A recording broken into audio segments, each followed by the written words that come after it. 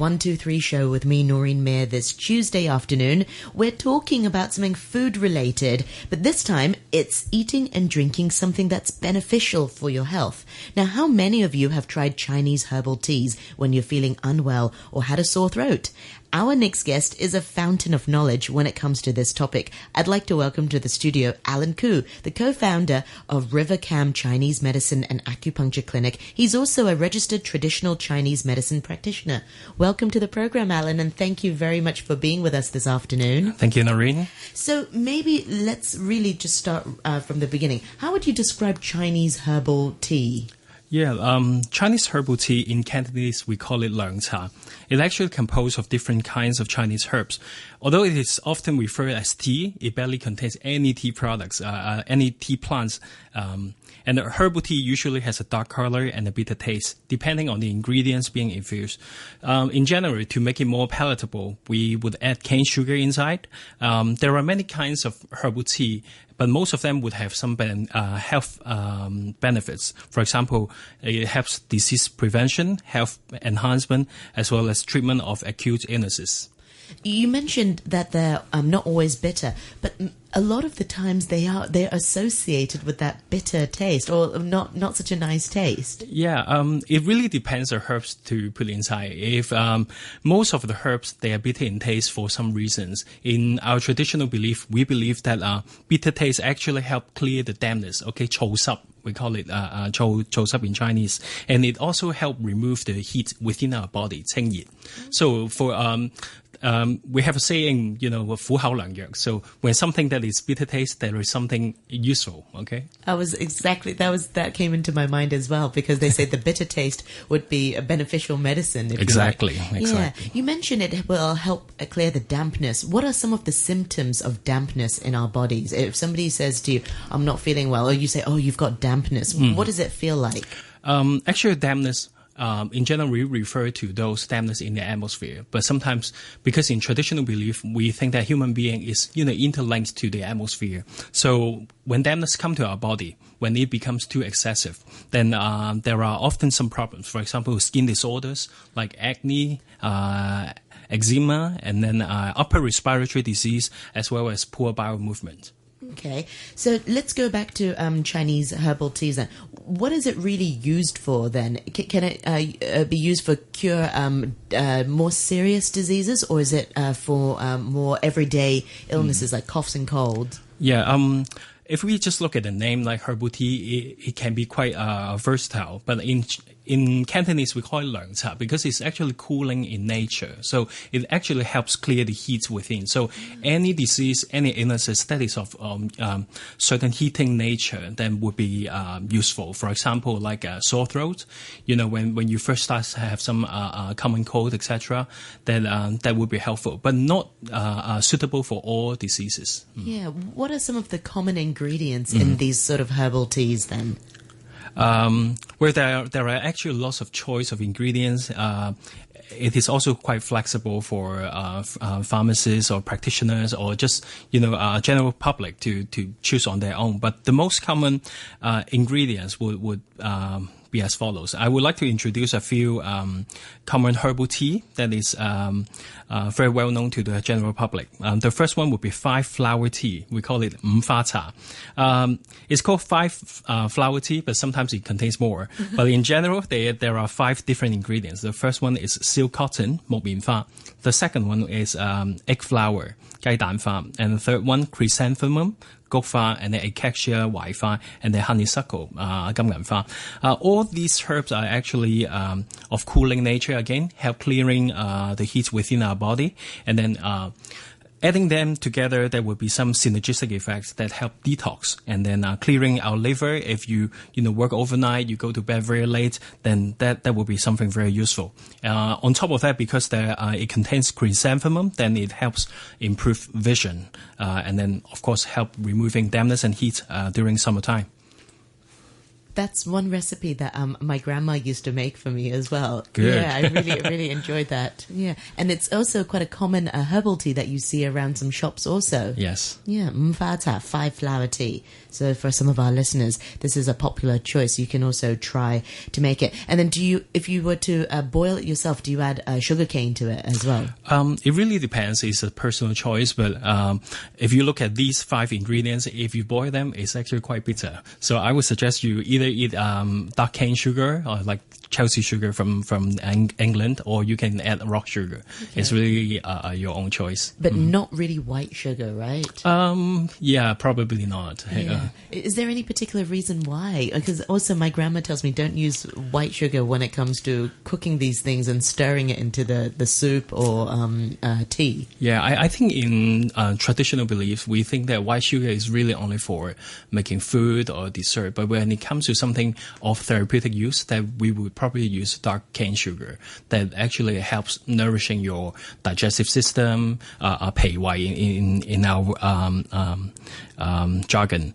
And then it's actually tastes a bit better. The taste will be a bit richer. Yeah, that's true. Right. I want to turn to this herbal tea sort of trend, if you like. Why are we seeing it being more popular amongst people? Well, or is it? I think it has been popular among ourselves all the time. But it is, I do understand why people are saying that it's getting more popular, because when you walk in the store, walk in the street, go to MTR station, you can see lots of stores, selling, modernized herbal tea in bottles. So I would say that is some kind of rebranding of our traditional culture stuff. And then nowadays, like foreigners or young people from either from Hong Kong or from overseas, they're actually more receptive to Chinese culture when compared to like 10, 20 years ago. So I think that's part of the reason. And then like myself, I'm a locally trained Chinese medicine practitioner. We do see a trend in Hong Kong, in primary care especially, that patients are more receptive to see us instead of seeing Western doctors. I do think that would contribute to part of the reasons that涼茶herbal tea becomes more popular. Yeah, why do you think this is? Same. A lot of my friends will turn to, say, alternative medicine, Chinese medicine being a method of treatment. Why are we seeing an increase of that compared to Western medicine? Yeah, when we say something alternative, you may feel that, it's not conventional, etc. But if conventional medicine really works, then people won't turn to alternatives, because the conventional medicine has its own restrictions. And then, think about 1,000-year history in Chinese medicine. There is something useful. There is substance inside. So nowadays we have local university training, new batch of practitioners coming out there seeing patients. That would be a great opportunity. And that's why patients have a chance to consult Chinese medicine doctor. Absolutely. And of course, we encourage our listeners to do their research before trying any types of treatment. Do your research. But from a personal experience, I had de Quervain disease, mummy's thumb, or whatever gamer's thumb. And I went to a physio, so Western medicine. And it was a government one also. And she actually turned to me, she says, "Have you tried acupuncture?" Good. and because it's a repetitive motion that I was doing, burping and nursing and whatnot. So I was like, oh, okay, I'll try acupuncture. And it really worked. It really helped. A bit faster, well, actually faster than just regular physio. So, of course, it depends on whatever the disease is, whatever the illness is. But sometimes there's a lot of truth and a lot of help in alternative medicine also. So I'd like to ask you also, there are different problems sometimes, especially with seasonal respiratory diseases. Are there certain types of herbal teas that you recommend for various illnesses, such as for the season? In traditional Chinese medicine, actually, we already step into autumn. But in Hong Kong, you probably feel that, global warming is still very warm, humid. It's still very hot, not warm. In this season, I think the major purposes, if we want to drink herbal tea, the main key function that we want to achieve would be clearing dampness and heat, as I just mentioned. But something we need to be very cautious, because we step into autumn already. So that is kind of season changing period. So we need to be aware that the atmosphere will be changing from hot and humid into something dry season, that people will feel maybe they have dry mouth, they have nasal bleeding, they have certain, cough that is changing. For example, during summertime, they may have high fever, they may have productive cough that have lots of phlegm, but reaching into autumn, they may turn into dry cough. So that's something we need to be very careful. And in terms of choice of herbal tea, then we need to pick different things when the weather really change. So that would require some common sense or some specific technical knowledge in Chinese medicine. Yeah, well, they can come see you then, Alan. Speaking of availability of these teas, you also mentioned that, we see them in the MTR a lot of the times in convenience stores and supermarkets. Now, are they as good as the real thing as boiling it on your own or going to actually go to a doctor to get it? Or can we just get it out of convenience? Yeah, I would not eliminate all the benefits of, bottled drinks. Think about of their convenience. People may drink more, than before because there may not be always like a traditional herbal tea store next to you. But we really need to look into the substance, the ingredients when you look at the nutrition label. Most of the time, apart from the herbs itself, they can contain lots of artificial flavorings, colorings, and then preservatives. So that's something we may not want to consume because they are chemicals in nature. They can be also harmful. And then apart from that kind of chemicals, they also the manufacturer intentionally put more sugar into it because when you just like other cold drinks or fizzy drinks, they actually put a lot more sugar because when the drinks become cold, our tongue and our sensation is actually less sensitive, and then that's why they need to put more sugar so that it's more tasty and palatable. Yeah. Would you use Chinese herbal tea to prevent illnesses or to treat illnesses? I think it works both way. In terms of prevention, why you call it涼茶is that actually most of the people in the old days, they don't have time, they work very hard, and that's why they need something to clear their heat before they really get sick. For example, if you have some sore throat, you got some problem, you may have lots of potato chips, then you find that, I may have fever or I may have tonsillitis. And they just pick any kind of herbal tea like 24味五花茶, okay, 5-flower tea I just mentioned. Yeah, you mentioned 24味. Let's talk. That's another very famous one in Hong Kong as well, which literally translates to 24 flavors. I actually checked online. It's actually quite difficult. I know there is a local band they call 24 herbs, but it's not quite correct. So if I translate it into English, I would say herbal tea with 24 varieties. Okay. Yeah, that sounds more professional. And does it really have 24 different ingredients? Again, it's just a name. Sometimes we talk to local 36 stores. They may have more than that, or they have less, but who knows? Yeah. Can I ask, what is it used to treat then? If I had a problem, what sort of problem would I have to drink the 24 variety? Such a catchy name. Yes. I would say amongst all the herbal tea that I come across, that herbal tea with 24 varieties would be the strongest. So not everyone can take it. For example, like ladies who may, when it comes to like their menstrual period, probably they should not drink it. Some people, if they drink it, they feel dizzy.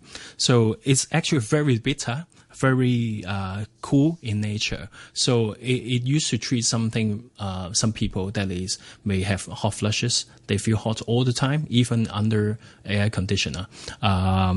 It actually helped to detox as well. If they have very severe acne, very severe sore throat, tonsillitis, they have some problem with constipation, then again it's a very severe one. For example, like more than 4 or 5 days that they didn't go to toilet at all for bowel movement, that 24味 would be helpful. Okay. And finally, before I let you go as well, Alan, are there any sort of people with certain illnesses who should really drink herbal tea with more caution? So, for example, if you are, diabetic or heart diseases, should those people not drink herbal tea, or should they treat it with more caution? Yeah, again, in Chinese medicine, we divide people into different subtypes. For example, some people can maybe weak in their digestive system. Some of them may be with different illnesses. So it's quite difficult to decide right now. But for example, like by diabetic patients, they need to be very careful with herbal tea. As we just mentioned,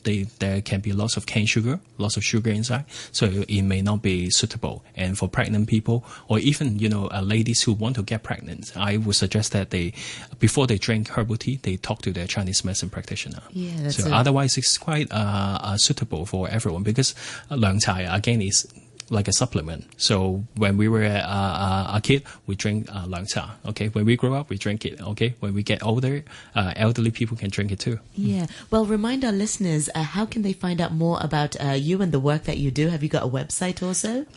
Feel free to search my name, Alan Koo, or you can go to my Facebook page. I call it, you can search EC Papa, ECPAPA, 中醫爸爸. So that would be a platform that I share more interesting news and information about Chinese medicine to everyone. Excellent. Thank you so much for your time this afternoon. Cheers. Thank you so much. And I look forward to having you back again next time to talk about other Chinese medicine related things. Thank you very much. And that's Alan Koo, the co-founder of Rivercam Chinese Medicine and Acupuncture Clinic. He's also a registered traditional Chinese medicine practitioner.